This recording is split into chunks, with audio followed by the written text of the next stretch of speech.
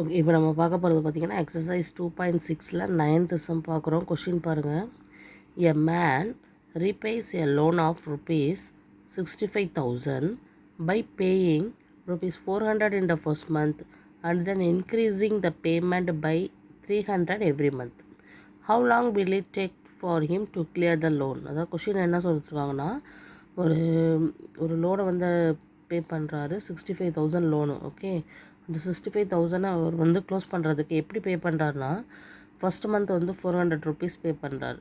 அதுக்கடுத்து வரக்கூடிய ஒவ்வொரு மந்த்தும் அவர் எக்ஸ்ட்ரா 300, அதாவது ஃபஸ்ட்டு 400னா அடுத்த மாதம் ப்ளஸ் 300, ஸோ 700 பே பண்ணுவார். அதுக்கடுத்த மாதம் 700 + 300 எடுத்து 1000 பே பண்ணுவார். அதுக்கடுத்த மாதம் 1300 பே பண்ணுவார். இப்படி every month 300 rupees extra pay பண்ணி இந்த லோனை வந்து அடைக்கிறாரு.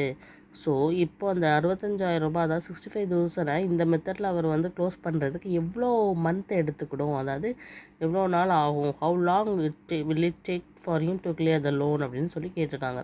ஸோ ஹவு லாங் அப்படிங்கும் போது இதில் தெரிஞ்சு போச்சு எத்தனை மாதம் ஆகுங்கிறது. ஸோ என் தான் நம்ம கண்டுபிடிக்கணும். ஸோ கொடுத்துருக்க டோட்டல் அமௌண்ட் 65,000 லோன் அமௌண்ட் தான் நம்மளுக்கு டோட்டல் அமௌண்ட். ஸோ அதுதான் SN. So very easy question. இங்கே எஸ்என் கொடுத்துருக்காங்க 65,000 அப்படின்னு சொல்லி. ஃபர்ஸ்ட் மந்தில் அவர் பே பண்ணுறது தான் நம்மளுக்கு ஏவாக இருக்கும்.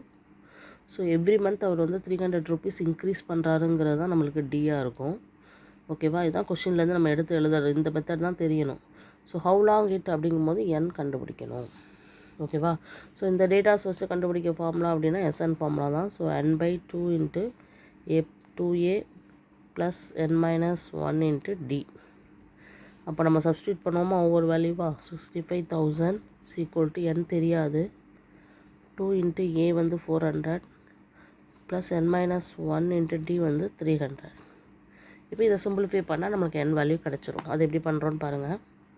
ஸோ இந்த 2 அக்கௌண்ட்டுங்க மல்டிப்ளை பண்ணிடலாமா. 0 0 0 10 பேலன்ஸ் 1 6 2 12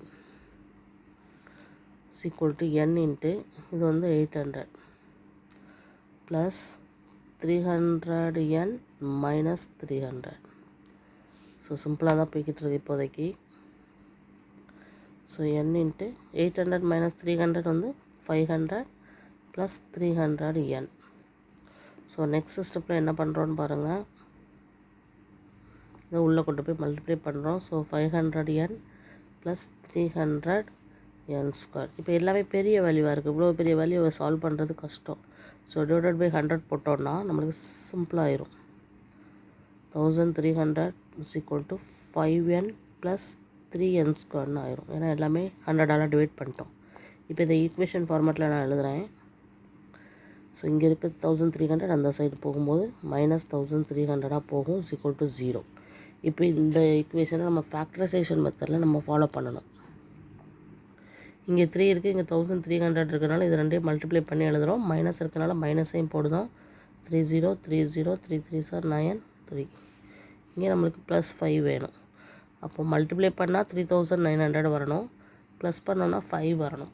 எந்த நம்பரால் நம்ம பண்ணும்போது வருது அப்படின்னு சொல்லி பார்க்கணும். கொஞ்சம் பெரிய நம்பர்னால கொஞ்சம் பெரிய வேல்யூ தான் நம்ம யோசிச்சாகணும். ஸோ 0 0 இருக்கிறதுனால அப்படியே 10 டைம்ஸ் யோசிச்சு பார்க்கலாமா. ஸோ 5 5 550 × 50 போட்டாலே 2500 தான் வருது. 60 × 60 போட்டால் 3600 தான் வருது. ஓகேவா, ஸோ அந்த 60லேருந்து 70க்குள்ளே உள்ள வேல்யூஸ் தான் நம்ம சப்ஸ்டியூட் பண்ண முடியுங்கிறத இது இது இப்படி யோசிச்சுக்கலாம்.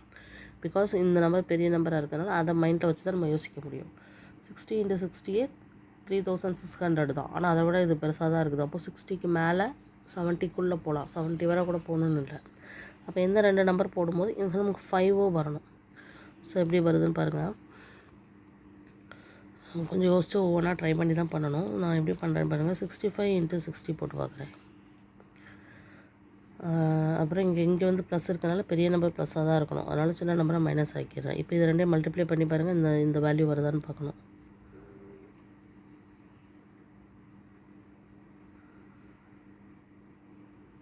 எஸ் வருது.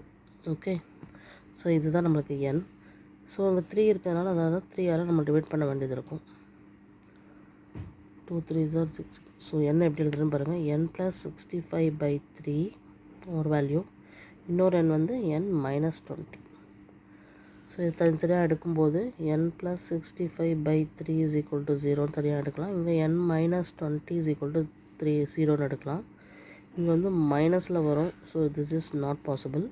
இங்கே ப்ளஸில் வரக்கூடிய n தான் நம்மளுக்கு தேவையான ஆன்சர். ஸோ n வேல்யூ கண்டுபிடிச்சாச்சு. ஸோ ஹவு லாங் இட் அப்படிங்கும்போது 20 months we need to pay. n = 20 months need to pay. Okay, இதுதான் ஆன்சர். ஓகேவா? எப்படி செய்தோன்னு தெரியுதா? இந்த இடத்துல மட்டும் நீங்கள் ஃபேக்டரைசேஷன் மெத்தட் ஆல்ரெடி 8th ஸ்டாண்டர்ட்லேருந்து படிச்சுட்டு தான் இருக்கீங்க. அதை கொஞ்சம் இங்கே கரெக்டாக ஃபாலோ பண்ணணும்.